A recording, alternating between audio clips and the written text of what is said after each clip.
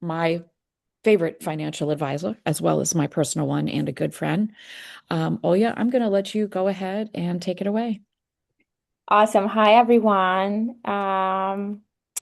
Well, it's a beautiful audience today here. Well, I like to start it with a joke, lighten up the room. There is an old one that says an economist is someone who doesn't know what they're talking about and makes you feel like that's your fault. Well, I'm not an economist. Good news, right? I am a financial advisor. And the things that we can talk about today, it's actually money. And I love talking about money in a way that it makes sense. My name is Olga. Friends and family call me Olya. I was born and raised in Ukraine. When I moved to the US about 13 years ago, I wanted to figure out how money really works, not just for myself, but also so I could help other hardworking people, my friends, make smarter money moves. And see that the money is not the goal itself, it's the tool that helps us get where we want to go. And the real goal is to live the life you want. That's why I always say, it's important to have the power and the power to control the level of your financial success because it is your life and the quality of your decisions determines the quality of your life. So, what other tips that we could get to make smart money moves? And it all starts with saving. And why? Why anybody would need to save? It is the least glamorous but most powerful part of money life. When you're an independent contractor in real estate, it's a good idea to have separate buckets or even separate accounts for different purposes. And one could be for operating expenses related to your business. Make sure to keep track of your receipts when it comes to file your taxes. And talk to your accountant about using a tracking system like QuickBooks or something similar. And the second bucket is for your taxes. Put away about 25% of each commission. So when tax time comes, it will be less stressful. Talk to your tax preparer about possible quarterly payment plans so you can prepay it ahead. Third bucket is emergency savings. If you are in real estate, your cash flow may be different every month. So keep 3 to 6 months of expenses liquid and safe so one slow quarter doesn't derail your finances. And finally, bucket number four, it's personal savings. It's different for everyone depending on age and assets, but the rule of thumb is that 10% should go towards your long-term future, like retirement. 5% is for pre-retirement fund because let's be honest, you worked hard for it.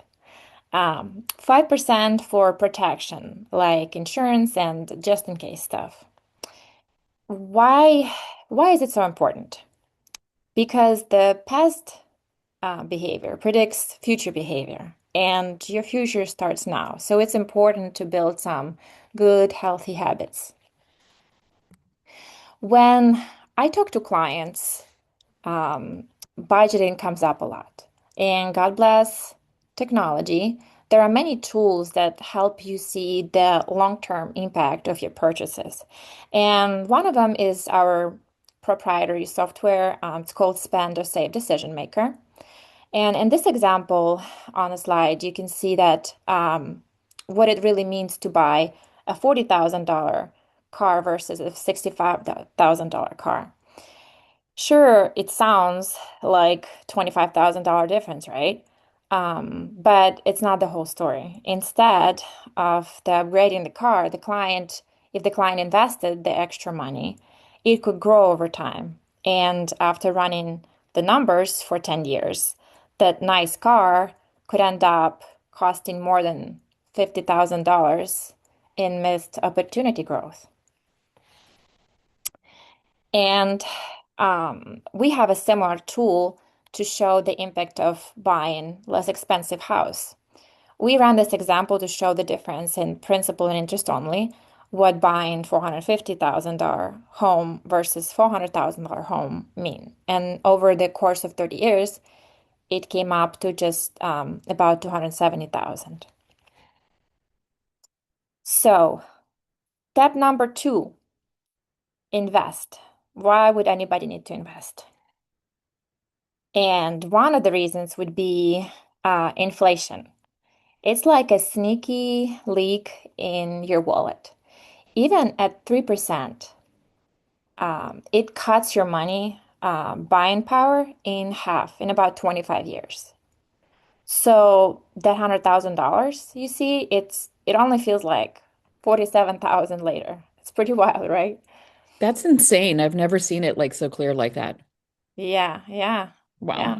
That's one of the biggest reasons why people need to invest. Hmm. Um, Another one is cost of weighing. That's a huge. So in this example, we're showing that what it takes to hit that $1 million mark by age 65. And you'll notice that the longer someone waits to start saving, the higher those monthly contributions have to climb. Time really is your best friend when it comes to investing. And another thing is time value of money, which sounds similar but a little different. Um, just to show you that it's the greatest multiplier, right? When is the best time to invest? It was yesterday, actually. But the second best time to invest is today. And here's the illustration showing how there was two roommates, right? Investor A and investor B. And the first roommate, she started early and contributed for a while, and then, her circumstances changed, and then she stopped. And then another roommate, she couldn't start earlier, so she delayed, and then she started later and kept contributing more for a longer time. And, she still ended up having less money than the first roommate. So it's not about time in the market, it's about time in the market. And here's a fun trick. Think right before you invest. So every investment has a rate of return, inflation, taxes, and expenses. So whether it's buying a home, a rental property, or stocks, consider all of the above and ask yourself, is this right for me? Now, speaking of real estate, we also have a tool that helps clients figure out whether it makes more sense to buy or rent at that point of time. Since you're in the business, you already know how big of an impact this decision can have on someone's life. And that's why it's important to really take a look at all the pros and cons before jumping into the purchase. Continuing on topic of right investment, the individual retirement account could be one of them. And being an independent contractor, you don't have an employer 401k with a match. You don't have that free money jumping in on you. But you have many powerful self-employed options, and that's a good thing. A bad thing is having many options can be overwhelming and confusing. As you can see on this slide, there are a lot of words and numbers, and selecting the type of account is one issue. But then comes another one. And people always ask, so, well, yeah, what should I invest in? And my answer is always the same. It depends. So everyone has different goals. Maybe it's building wealth or protecting what you've earned, um, or maybe you think about the legacy at this point. And each goal has its own game plan. And there is no really a cookie cutter solution because your plan should fit your lifestyle, kind of like a perfect pair of jeans. Comfortable, flexible, and something you can actually stick with. Um, so working with an advisor can help you figure out what your best option is and take some of that stress off your shoulders. That's why I love my job. I always say that you don't have to know everything about everything. You just need to know the right people. Um, so another step of success to financial wellness is protect. And why? Um, don't tune out. This part is actually important. So, what is your biggest asset? It's not your car or your house. It's actually your ability to make money. Think of it as like a golden goose, right? That brings golden eggs. If you couldn't work tomorrow, how long could you keep things going? And that's where disability insurance comes. And an average policy should replace about 60% of your paycheck. And think of it as your mug money. So it covers mortgage, utilities, and groceries. Next one is healthcare. And anybody who lives in the United States knows it's not free here, right? We're not communists. It's expensive. So retired couple today might need over 350,000 just in medical bills and without long-term care. Of course, you know, you get started again that we do have a tool for this as well, and it helps the clients project longevity using scientific approach that is more accurate than just using average statistical tables for your age and gender. And the same tool that can help give you an estimate on future long-term care cost for when we're just too sick and old and tired to take care of ourselves. Okay, so next one is taking care of dependents. If there's anybody who would struggle, not just emotionally, but also financially, if you were to pass away, you might want to look into life insurance. One of the common issues that I see during life insurance review is that clients are either being underinsured or overinsured. So it is important to search for the lowest possible cost to ensure your goals should you unexpectedly pass away. So every situation is different, but most of the time we see the insurance need going down for the clients as they accumulate wealth. And using our proprietary system, we can help clients save money and eliminate the need for life insurance altogether. And as you can see in this particular example, we were able to save over $40,000 for the client over the period of the term. Um, Next one is estate planning. So that's to plan for what happens after life. Talk to your attorney about setting up a will or trust and a health power of attorney. God forbid you let some of your assets without a beneficiary or transfer in death, a designation, the whole thing would have to go through probate. And it eats up your time and money. You don't want the state to decide who gets what. Also, remember about healthcare power of attorney.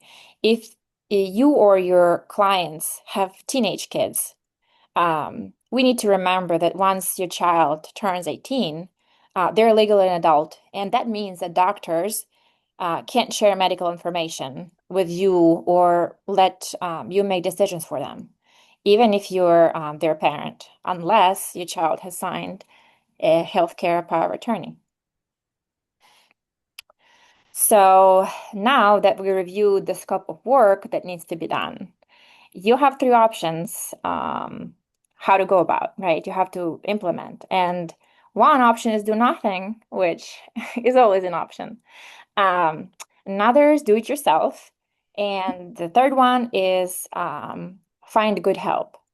So if you're anything like most real estate agents, Your schedule is already packed. So finding a trustworthy advisor might be the best investment that you make this year. And I can give you some tips how to pick a good advisor. Um, so when, how do you find a good advisor? So there are two magic ingredients. One is fiduciary and another one is independent. So investment advisors require to uphold the fiduciary standard, meaning they always have to act at clients' best interest at all times. And it's not just about selling the product, it's about providing solutions tailored to you. Um, Look for an advisor that will listen to you, ask you questions to learn about you, and what your goals and needs are. An advisor that has tools to tailor to your solution, and the solutions may be more than just investments, because your advisor may be an independent licensed insurance agent. They can provide assets to the best insurance products and the best rates and help you ensure your goals that are met and help you figure out how to go about it when something unfortunate happens. So a good advisor helps you look at the whole picture and uh, guide you along the way. So let's wrap this up. Um, One of my favorite quotes is the one I actually saw when I got admitted to the Faculty of International Studies, and the quote was, "The one who owns information owns the world." So be that person. Stay curious, stay informed, and keep learning. You don't have to know everything about money. You just need to know the right people who make smart money moves. Thanks for hanging out with me today. And if you got any questions, it's perfect time to ask. I appreciate you taking the time to do this. I really do. Awesome. Well, given that we stay in touch with you, I bet that you'll have a chance to ask me anything you want. Always. You're super easy to reach, and I appreciate that. And I Awesome. will push this out through the office, and hopefully, if people have questions, they can reach out to you directly. Great. All right. Thank I you. appreciate you. I'm going to go ahead and end the recording. Thanks.